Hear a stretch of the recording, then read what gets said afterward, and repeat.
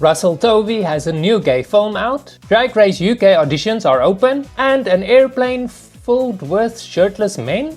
It's been quite a mixed bag of gay news this week, and you're in the right place to get all caught up. This video is brought to you by my channel members. Thank you very much for your support. You can support this channel for as little as 99 cents and get a shout out on the channel. And I also, every now and again, at least once a month, I post exclusive content on my channel for my channel members to check out.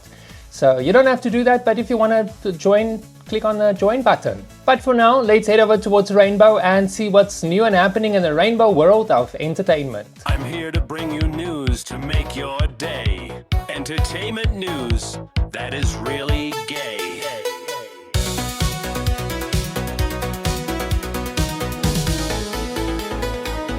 This guy I just directed with my eyes.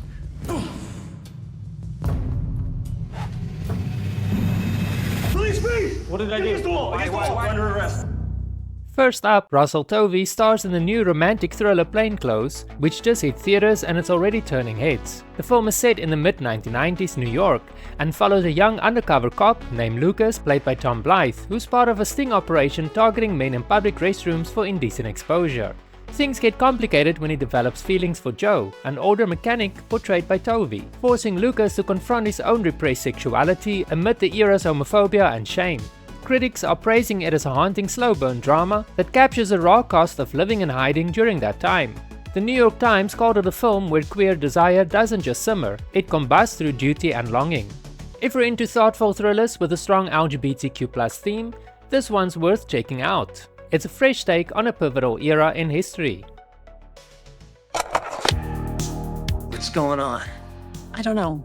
Since the move, Tim and I haven't been on the same page. Shifting gears to something a bit more frustrating, the horror film Together, starring Dave Franco and Alison Brie, has been digitally altered for its release in China, using AI to turn the gay couple into a straight one. Specifically, the same-sex wedding scene was edited by swapping one man's face with a woman's, completely erasing the original queer element. The distributor, Hisho, made these unauthorized changes, leading to the film's US studio Neon to blast the move and pull the movie from Chinese theaters entirely.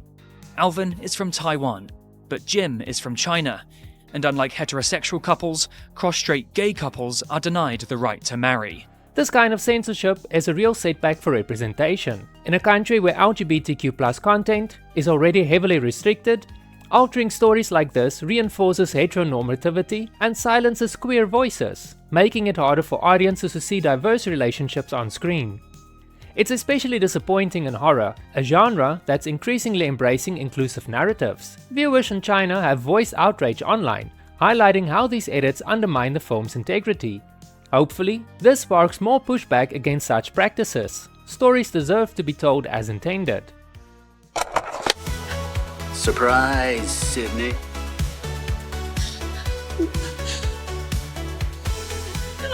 On a brighter note for horror fans, at Silver ScreenCon 4 last week, Matthew Lillard confirmed what many have suspected all along about the 1996 classic film Scream. But there's one in particular that I wanted to ask you about, but this sort of dynamic between Billy and Stu in the first Scream. Do you know where I'm going with this? Today I want to analyse the relationship between Billy Loomis and Stu Macher in the original Scream in 1996. During a panel with co-stars, Lillard embraced a long-standing fan theory about the duo's queer-coded relationship, saying there's a lot of subtext, and even playing it up on stage by snuggling with Ulrich. We are the first husbands of horror. This is seen as a milestone because in the 90s, mainstream horror seldomly featured overt LGBTQ+ representation, but Billy and Stu's intense homoerotic dynamic paved the way for more explicitly queer characters in the genre today. There's a lot of hatred in the world right now. And I love standing up and saying we are the first gay couple ever in the horror movie. And there's nothing they can say about it. You can't touch it, you can't take it away.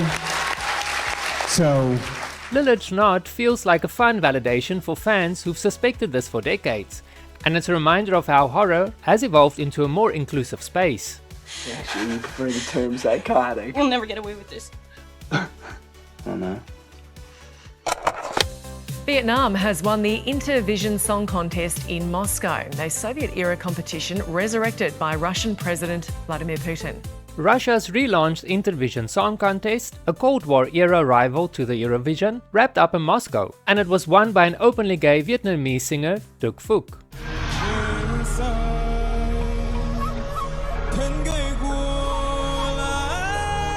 Phuc performed a song inspired by Vietnamese folktale about a king repelling invaders, beating out entries from 23 countries. The event promotes family values, which makes this win especially intriguing given Russia's anti-LGBTQ+ stance.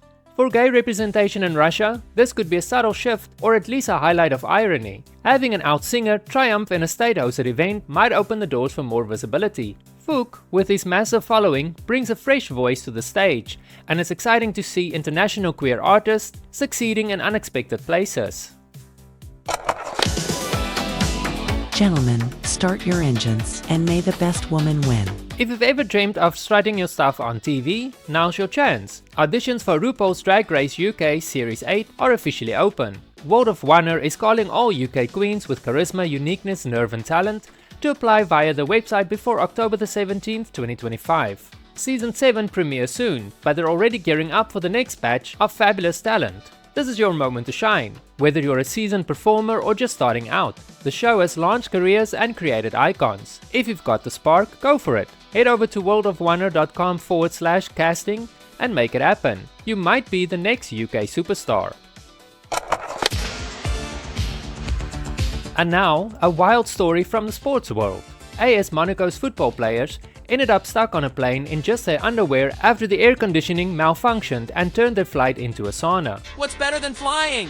Being stuck on an airplane with a bunch of daddies, of course. The team was heading to Belgium for the Champions League match when the AC failed on the tarmac, causing temperatures to soar inside the cabin. To cope with the heat, players stripped down, with videos surfacing on social media showing them drenched in sweat and wetting it out. Reports suggest at least an hour or more before the flight was cancelled due to the unresolved issue. Thankfully, no one was hurt, and they rescheduled. But it is a hilarious reminder that even elite athletes aren't immune to travel mishaps. The team handled it with good humor, turning a potential nightmare into meme-worthy content.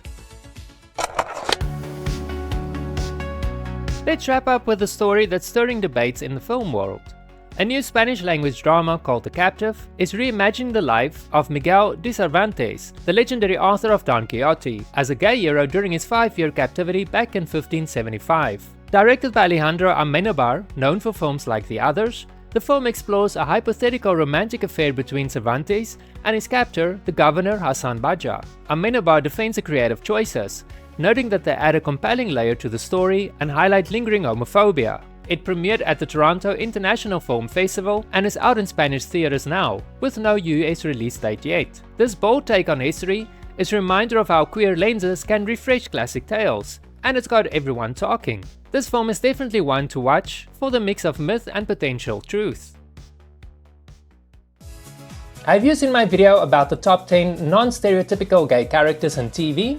If not, click on the link that will be appearing on your screen in a moment. Thank you very much for taking the time to watch this video. It really means a lot to me that you actually took time on your Friday afternoon or Friday evening to watch my video. If you enjoyed it, remember to give me a thumbs up. It really helps with the algorithm so that other people like yourself that might enjoy my content can find me more easily on their homepage or home feed. Thank you very much, and I'll see you in the next video.